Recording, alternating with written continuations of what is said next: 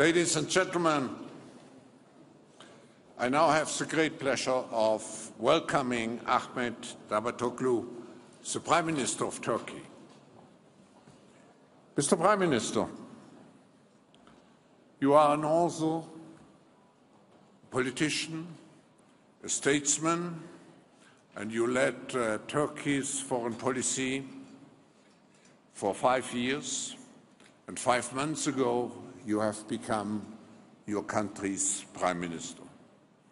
When we met last September in Istanbul, we spoke in depth on your reforms and a host of global challenges, from job creation to geopolitical and humanitarian crisis, and of course also at that time already on the international cooperation in fighting terrorism.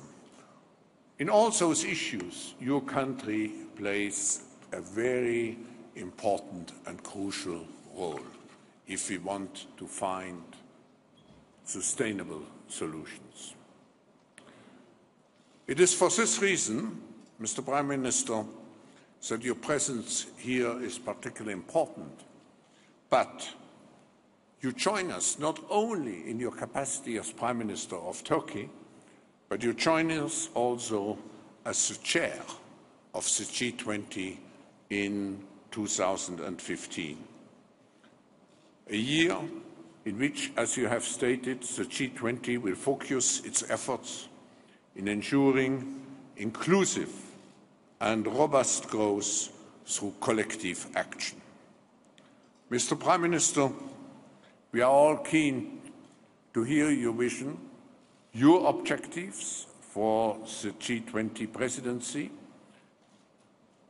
your, maybe, if time allows, also to talk about your leadership in the reform process of your country.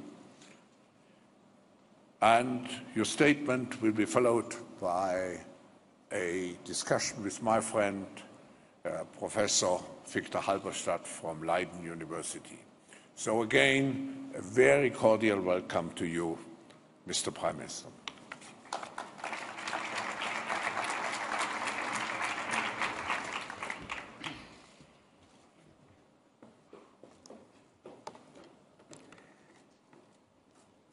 Mr. Chairman, my dear friend Mr. Schwab, distinguished participants, it's a great pleasure for me to address such an esteemed, distinguished audience. World Economic Forum is always the right platform to discuss world economic issues. And this year, I am participating in this platform not only as Prime Minister of Turkey, but also as the presidency of G20. In fact, in the last 25 years after the end of the Cold War, we had several shocks. Geopolitical shift in 1991 after the collapse of Soviet Union, a security trauma or a new security paradigm after 9/11, a global crisis in 2008, global economic crisis, and Arab Spring or political crisis in Mediterranean and in Middle East and North Africa. All these crises, despite of the characters are different, they are integrated and they are affecting all of us in daily politics, in daily economy and in daily life, everywhere. So none of these issues can be excluded from the other one, and no country or group of countries can be isolated from all these processes. Now, maybe in the history of humanity, we need a new sense of common destiny to shape our future in economic, political, cultural sense. A new world order based on inclusiveness is needed. In that sense, in the last 25 years, one of the most successful platform or organization as inclusive from the perspective of inclusiveness and effectiveness is G20. G20 did emerge as a crisis management mechanism regarding financial sector. But in a very healthy transformation and transition, now G20 is not only a crisis management mechanism for financial sector, but also a very efficient policy formation and policy consultation platform among the leading powers. 2008 economic crisis taught us something. A crisis starts as a financial crisis, being transformed into an widespread economic crisis. Then through unemployment, we faced a social crisis, and in many countries we faced also political crisis, instabilities, rise of marginal groups in political life. So a financial crisis end up with a much more bigger crisis. And therefore, G20 in all the summits discusses not only financial issues, but how to fix these integrated processes of crisis. And it has been very successful in dealing with financial crisis, fixing the financial architecture after the crisis. But now there is a need in the sense of mission. G20 has a new mission to form an effective policy coordination platform. In the sense of the structural aspect, G20 is maybe one of the most inclusive participatory process between advanced and emerging countries, group of countries. Therefore, decisions, consultations made in G20 is much more comprising, because representing 2/3 of the world population and also a significant part of the 85% of world economy, a huge impact in that sense. Interestingly, also from the methodological perspective, G20 is original in the sense that it is not a very formal organizational structure.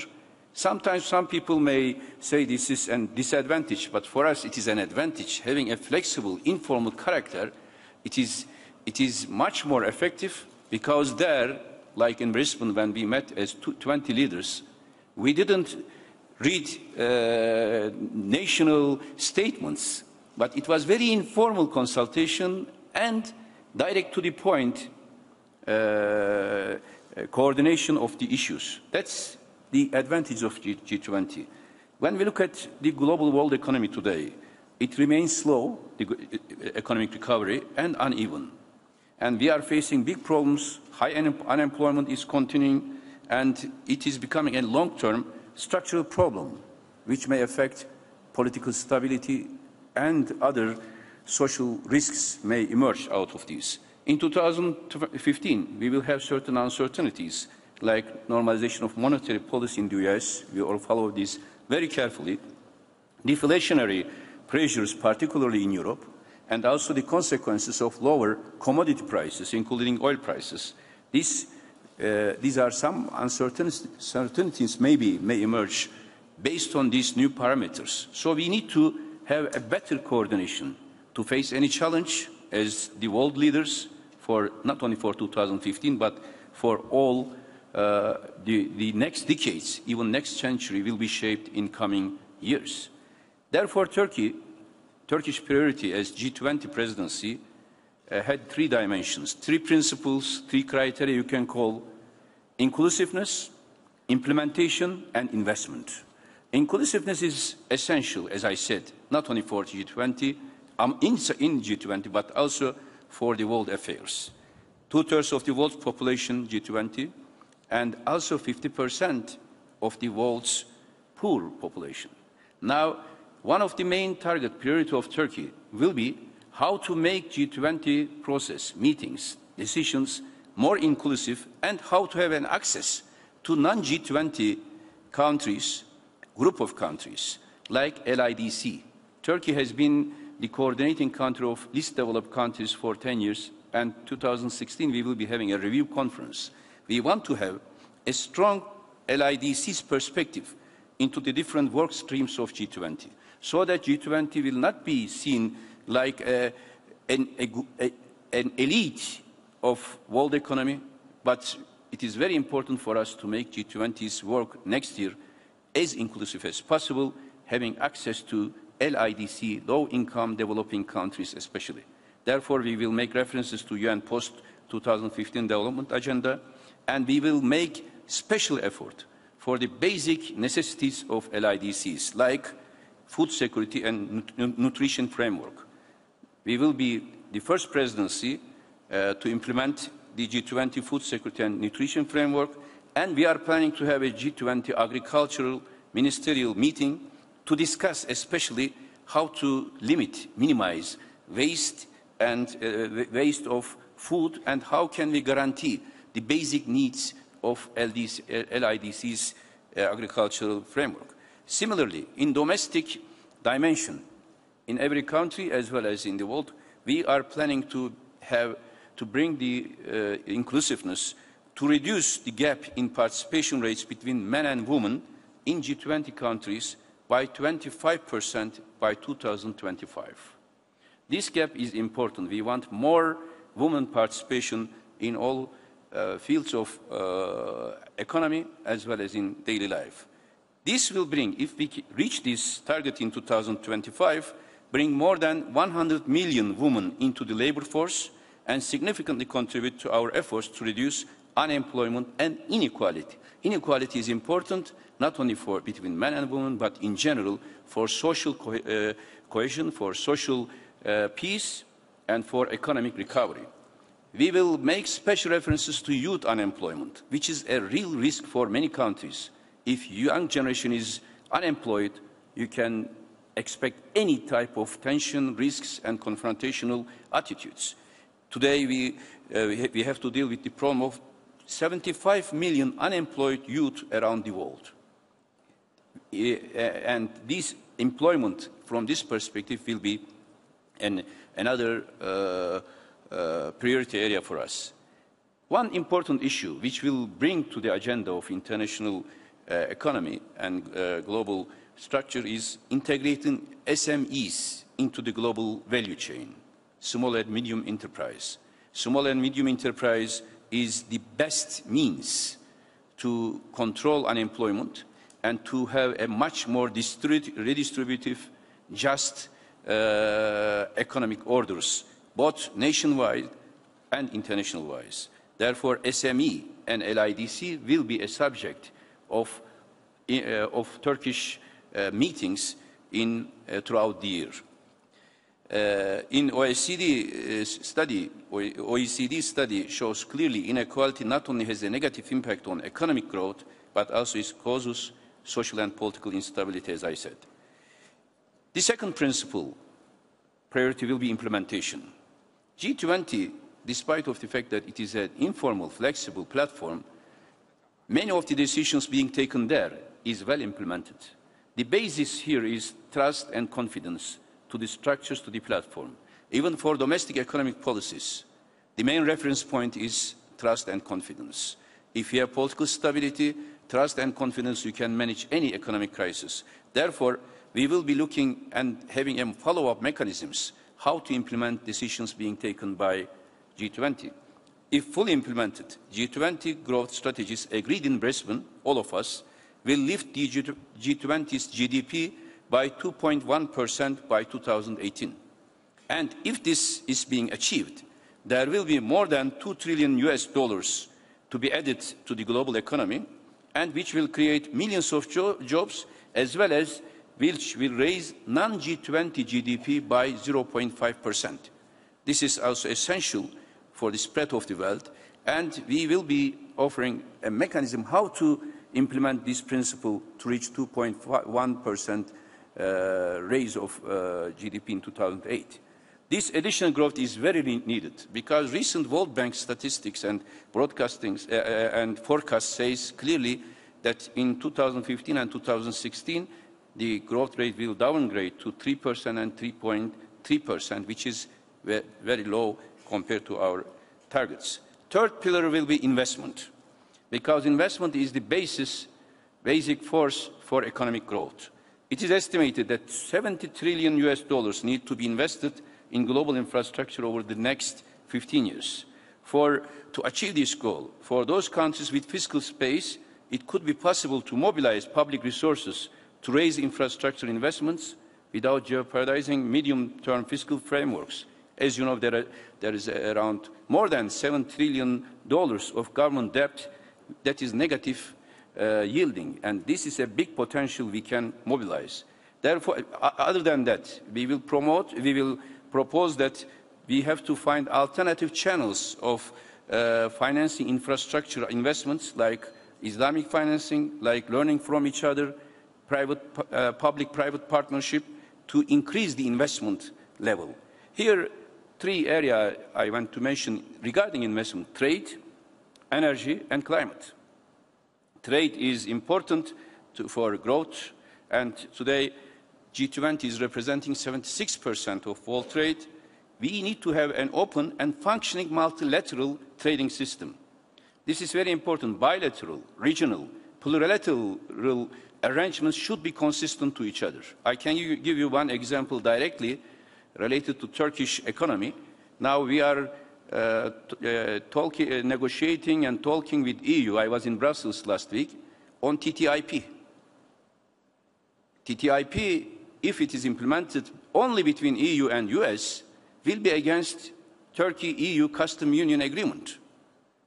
The basis, we have a Custom Union Agreement with EU, but EU wants to sign free trade agreement with third parties as well as transatlantic trade and investment partnership with US, which is contradictory with Turkish Custom Union Agreement between Turkey and EU. This consistency is very important to have an open and functioning multilateral trading system, and WTO in that sense should be strengthened, should be given more mandate to increase trade, global trade. Energy. G20 countries are the basic consumers, producers, transit countries in energy, and therefore energy, what we endorsed in Brisbane, the G20 principles on energy collaboration will be followed. What will be our objective? One is energy access.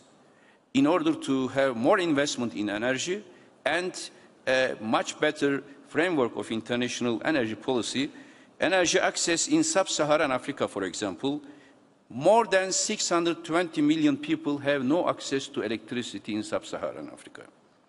This should be solved for the just economic order as well as for the new framework of energy policies. And energy, second area in energy investment, where the IEA estimates $66 trillion is required for energy needs and investments until 2040.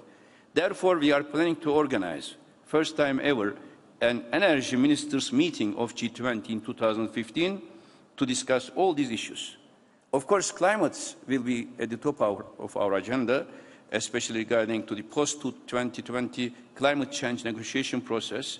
Turkey is fully committed to negotiations under the UN framework, and we hope there will be a fair, flexible, and inclusive, legally binding agreement in Paris.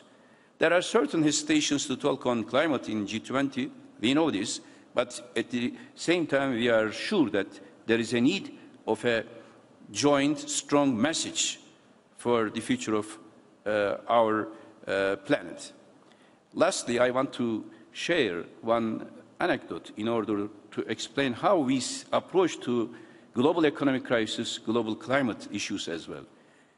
A few years ago, 3-4 years ago, I was in a meeting on climate with foreign ministers in UN in New York.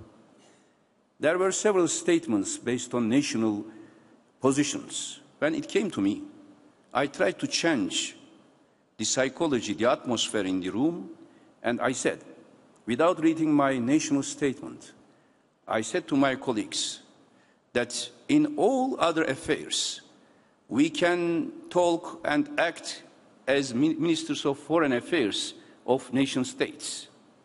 But if the agenda is climate, we shouldn't be talking and acting as foreign ministers of nation states, but we should talk and act as home ministers of humanity.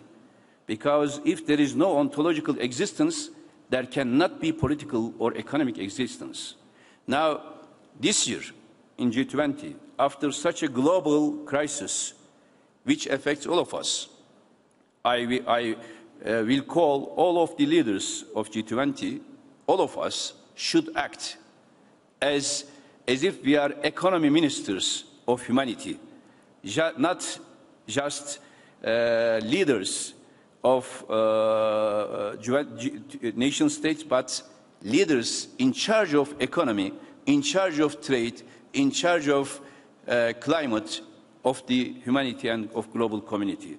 If we have such a sense of responsibility, we can start a new phase and we can make a paradigm shift. But if we try to defend our national interest rather than thinking and projecting for the future of humanity, that platform will not be helpful and inclusive. I hope the Turkish presidency in G20 will bring new assets for the world economy and will help to resolve all the pending issues, especially economic growth and unemployment. Thank you very much.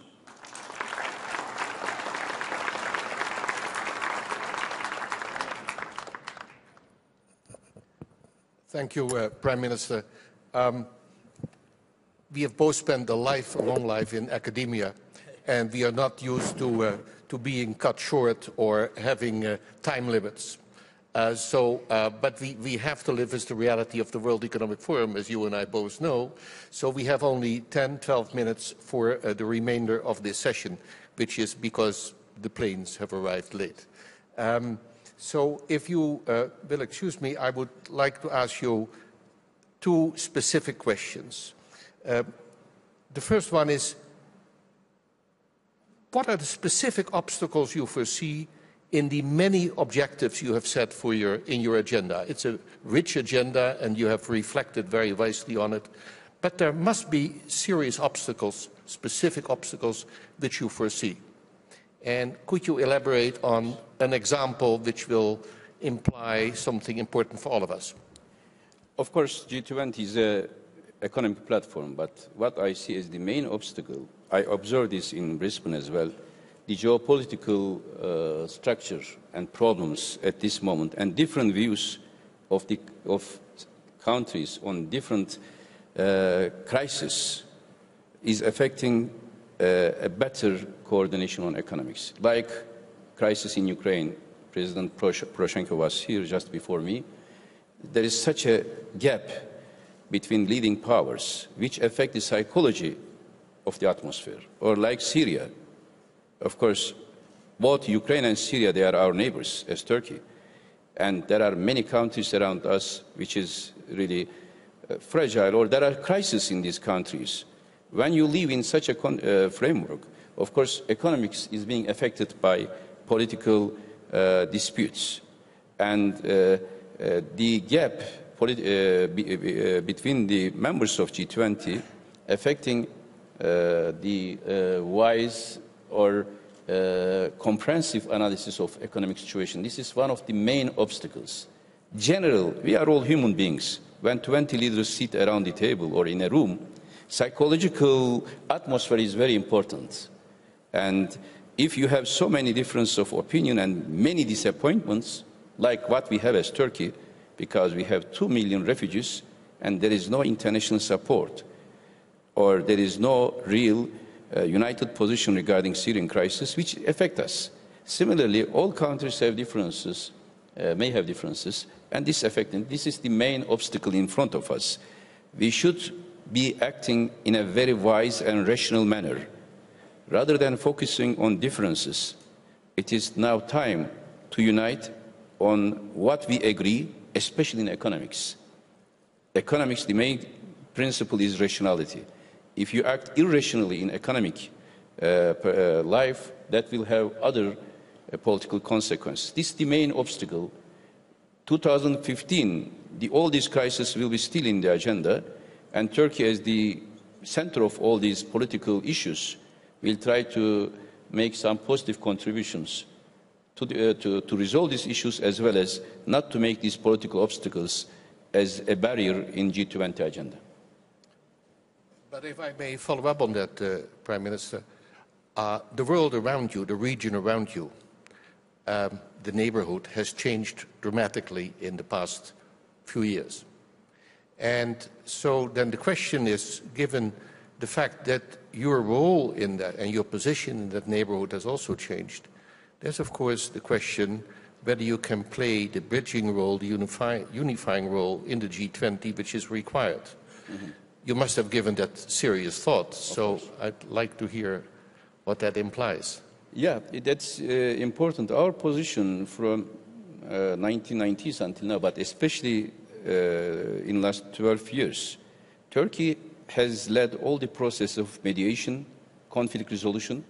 I have here my close friend Vuk Jeremic, when we established Turkey, Bosnia, Serbia trilateral process as three ministers, that it created a new atmosphere in Balkans. Similarly, we established high-level strategic cooperation mechanisms with Ukraine, with Russia, conflicting countries, which ease detention, and for us, economic interdependence is very important as a means of peacemaking. If economies are interdependent, it is less possible to have political crisis. Turkey, with a strong democratic foundation, rise of economic growth, despite of all this crisis, our economy is the second biggest growing economy in Europe and third in OECD. And one of our per capita income has increased 4 times in the last 12 years. We are self-confident. Our system is functioning, democratic economic system. That is itself is a positive contribution to regional peace. But as the neighbor which has been affected heavily by the crisis in Syria and Iraq, we have certain concerns we are always sharing with our colleagues, with all of us, when we sit, we don't talk only economics, but also politics. And in this sense, Turkey, as a non-sectarian, non-ethnic policy principle, can help to many of these issues. I can give you a list of mediation efforts we did, but we don't have time. We can do similar efforts together, but important is we have to unite on the basic values of international system, to act together on humanitarian tragedies like refugees and on all crimes against humanity, regardless, maybe terrorism, maybe other brutalities, we have to act united. Thank you, Prime Minister. I'm afraid this brings this session to an end, given the fact that there's another one. We hope to hear you again a year from now with the results. Next year, we hope we can see the positive results of Turkish G20 presidency. Thank you very much. Thank you. Thank you very much.